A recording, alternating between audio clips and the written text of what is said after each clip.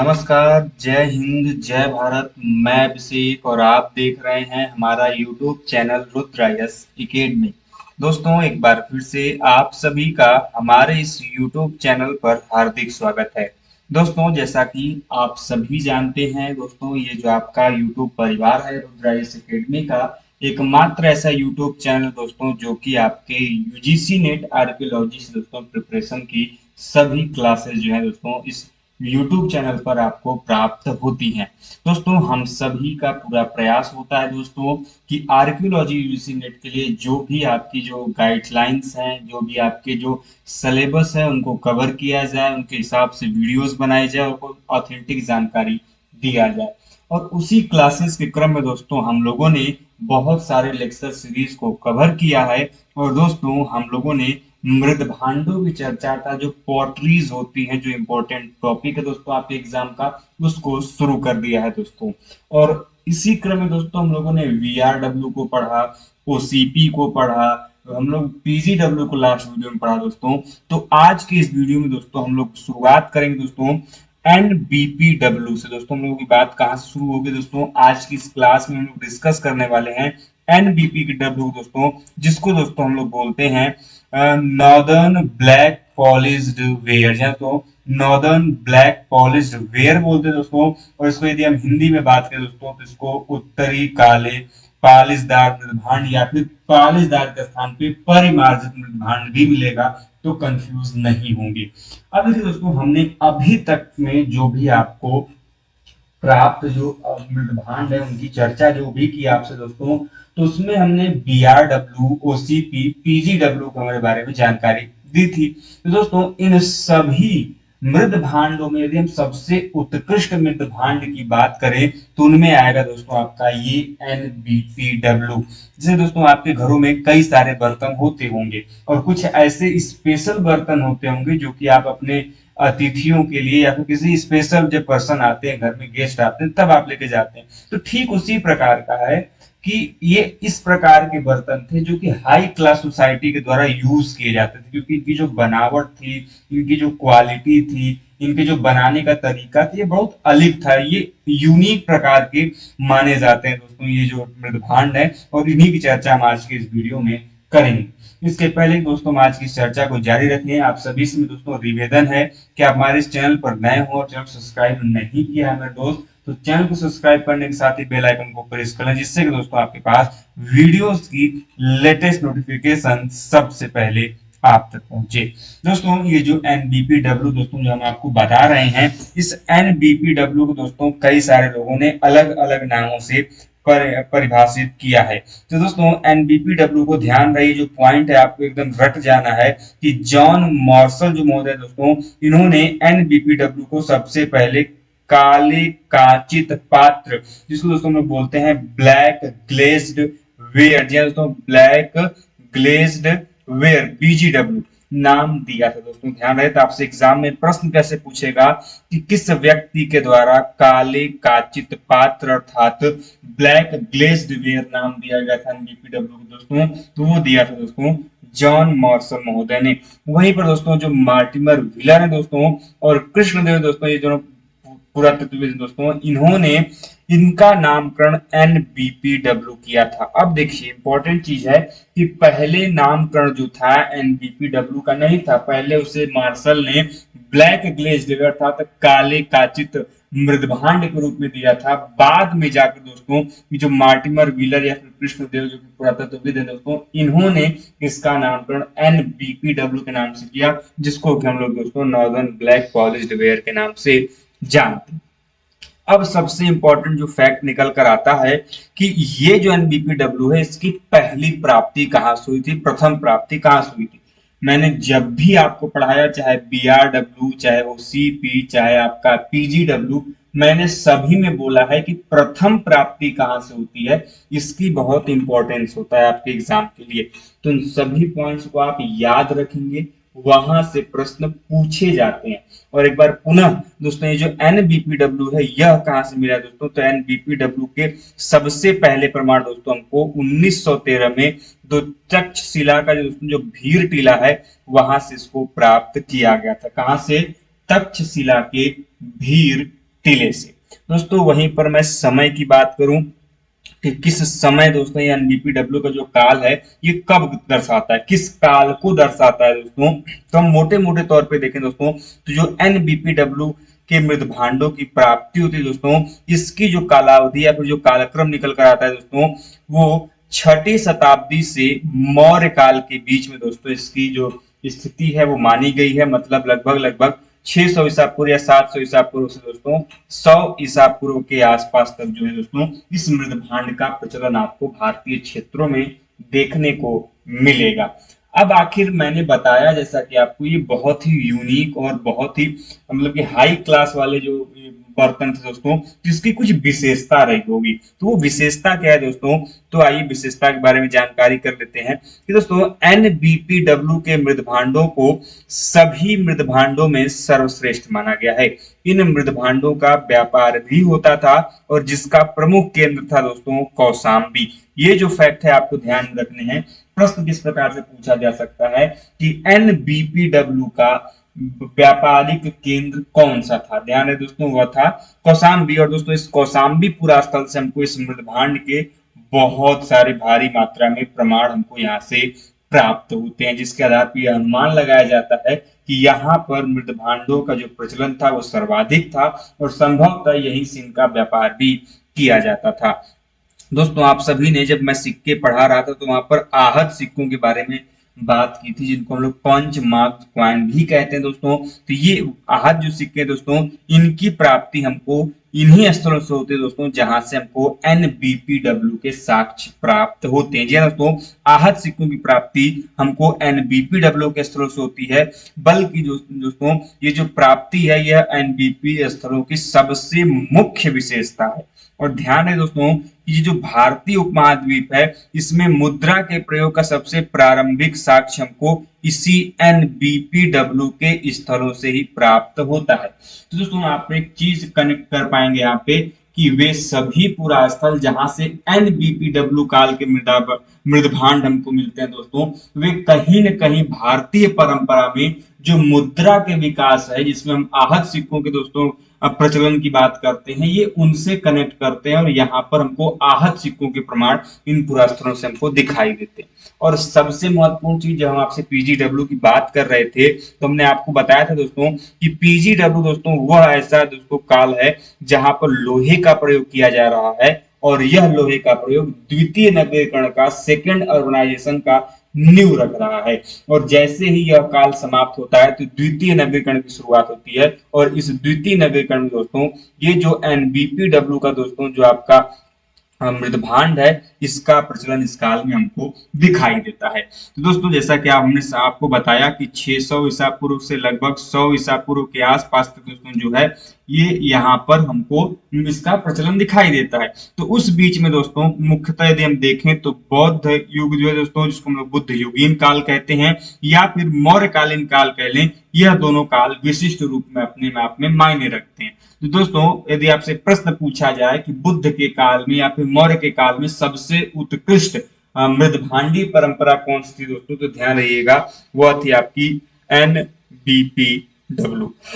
आगे चलते हैं दोस्तों अगले पॉइंट्स के अगले फैक्ट की तरफ दोस्तों, ध्यान से नोट कर लीजिएगा। अब इंपॉर्टेंट ये हो जाता है कि ये जो एनबीपीडब्ल्यू के मृद भांडों की प्राप्ति होती है, इनके प्रमाण हमको भारत के किन किन पुरास्थलों से प्राप्त होते हैं। तो दोस्तों इन मृद भांडों की प्राप्ति नोट डाउन करते जाइएगा, पुरास्थल आपके एग्जाम में पूछा जाता है। पहला राजगीर, बांग्लादेश के दिनाजपुर जिले के जो बनगढ़ का क्षेत्र है दोस्तों वहां से प्राप्त होता है। पश्चिम बंगाल का चंद्र केतुगढ़, ये तो इतना इंपॉर्टेंट दोस्तों कि कई बार यहाँ से प्रश्न आया और ये भी पूछा गया दोस्तों जो चंद्र केतुगढ़ है यह कहाँ पर स्थित है दोस्तों, तो पश्चिम बंगाल के चंद्र केतुगढ़ से भी इसकी जानकारी मिली है। बांग्लादेश के जो दीनापुर का जिला का बनगढ़ क्षेत्र है वहां से मिला है। तामलुक पुरा स्थल से इसकी जानकारी मिली है। बड़ी बटेश्वर से इसकी जानकारी मिली है। महास्थानगढ़ से जानकारी मिली है और उड़ीसा का जो शिशुपालगढ़ है दोस्तों, यहाँ से भी हमको NBPW के प्रमाण मिले हैं दोस्तों। वहीं पर हम दक्षिण भारत में देखें दोस्तों, तो जो नागार्जुनी कोंडा का क्षेत्र है वहां से भी इसकी प्राप्ति हुई है। और अमरावती जैसे पुरास्थल दोस्तों, इसके अलावा अन्य कई सारे ऐसे पुरास्थल हैं जहां से हमको NBPW के प्रमाण हमको दिखाई देते हैं। और ऐसे पुरास्थल यदि हम देखें दोस्तों, तो लगभग लगभग 1500 ऐसे पुरास्थल हैं जहां से हमको इसकी प्राप्ति प्राप्त होती है। अब दोस्तों सॉरी दोस्तों, के सिन्हा का आप सभी ने नाम सुना होगा। बहुत ही महत्वपूर्ण पुरातत्वविद हैं, बहुत ही फेमस आर्कियोलॉजिस्ट हैं दोस्तों, जिन्होंने श्रावस्ती का उत्खनन किया था। और दोस्तों जब ये श्रावस्ती का उत्खनन कर रहे थे तो दोस्तों इनको यहाँ पर NBPW के काफी अच्छे खासे प्रमाण मिले थे, जिससे ये प्राप्त होता है दोस्तों कि ये जो पुरास्थल है यहाँ पर NBPW का प्रचलन काफी अच्छा था। साथ में दोस्तों इलाहाबाद के दोस्तों जो श्रृंगवेरपुर है, यहाँ से भी NBPW के संबंध दोस्तों जो ताप संदीप्तक, जिसको हम लोग उष्मा दीप्ति कहते हैं, जिसको हम लोग इंग्लिश में थर्मोलिमेंसिस मेथड कहते हैं डेटिंग का, उसकी तिथि दोस्तों यहाँ से निकली हुई है। और दोस्तों मथुरा और वाराणसी के हेतिमपुर से दोस्तों इसके संबंध में हमको रेडियो कार्बन की तिथियां भी प्राप्त हुई हैं। अब देखिए दोस्तों, मैं बार बार एक पॉइंट ऐड करना चाहूंगा कि आपसे एग्जाम में प्रश्न ये पूछ सकता है कि जो मृद भांड होते हैं, जो पोट्रीज होती हैं, इनकी डेटिंग किस आधार पर की जाती है। तो दोस्तों देखिए, जब यदि कोई ऐसा बर्तन है जो कि पकाए गए हैं, तो पकाए गए बर्तनों की जो दोस्तों डेटिंग होती है वो थर्मोल्यूमेंसिस मेथड लोग यूज करते हैं वहां पे, क्योंकि थर्मोल्यूमेंसिस मेथड जो होता है वो कोई यदि वस्तु ताप में उष्मा में पकाया गया है तो वो उसके आधार पर उसकी डेटिंग को बताता है। और मृत भांडों की दोस्तों वो जो डेटिंग है अधिकांशतः थर्मोल्यूमेंसिस मेथड से, जिसको हम लोग बोलते हैं उष्मा संदीप्ति, ताप संदीप्ति या फिर उष्मा दीप्ति, उसके आधार पर की जाती है। इसके अलावा दोस्तों गुजरात का जो भरूच का क्षेत्र है, नागल का क्षेत्र है, प्रभास पाटन का क्षेत्र है, अमरेली का क्षेत्र है, ये सभी पुरास्थल दोस्तों NBPW संस्कृति से जुड़े हुए स्थल माने जाते हैं। वही पर दोस्तों यदि हम इनके मृत भांडों की विशेषताओं की तरफ जाए दोस्तों, तो इनकी जो रंग होता है, इनका जो चमक होता है, ये बहुत ही दोस्तों शाइनी होते हैं। यदि आपने देखा होगा तो देखा होगा, नहीं देखा दोस्तों जब आप कोर्स में ज्वाइन करेंगे आप चाहे तो फिगर भी देख सकते हैं, नेट पे अवेलेबल है दोस्तों। ये बहुत चिकना होता है और इनमें से साइन बहुत अच्छी खासी आती है। और ध्यान है दोस्तों कि चिकनाहट इनमें बहुत, मतलब एक विशेष प्रकार की इनमें पॉलिश होती है जो कि इनको चिकनाई प्रदान करती है, चिकनाहट इसके थ्रू हो जाता है और इनमें से बहुत ही अच्छी शाइनिंग आती है दोस्तों। ये इनकी बहुत ही विशेषता है जो कि अन्य जितने भी मृद भांड है उनसे इनको ये अलग बनाती है। और संभवतः ऐसा माना जाता है कि इन मृद भांडों को पकाने से पूर्व इनमें लौह ऑक्साइड का मिश्रण किया जाता है दोस्तों। लौह ऑक्साइड का सूत्र होता है FeO2। जी दोस्तों, इनका मिश्रण किया जाता था, ऐसे विद्वानों का मानना है। जैसा कि मैंने पहले ही कहा कि ये हाई क्लास सोसाइटी के दोस्तों बर्तन थे, तो ये धनी लोगों के बर्तन थे दोस्तों, जिनको हम लोग डिलक्स मृत भांड भी कहते हैं। इसीलिए दोस्तों इनका आम जन प्रयोग नहीं करते थे। इसकी पुष्टि ये हाई क्लास सोसाइटी के लोग करते थे उपयोग, आम जन के द्वारा नहीं किया जाता था। इसकी पुष्टि हमको सोनपुर, कुमराहार, बैराट, रोपड़ से जो मिले हुए हमको NBPW के तांबे की पतली तार या फिर पिन से किलक लगे जोड़े गए जो मृत भांडों की प्राप्ति होती है, उससे पता चलता है कि ये जो मृत भांड है ये हाई क्लास सोसाइटी के द्वारा जो धनी लोग होते थे उनके द्वारा दोस्तों जो है इसका प्रयोग किया जाता था।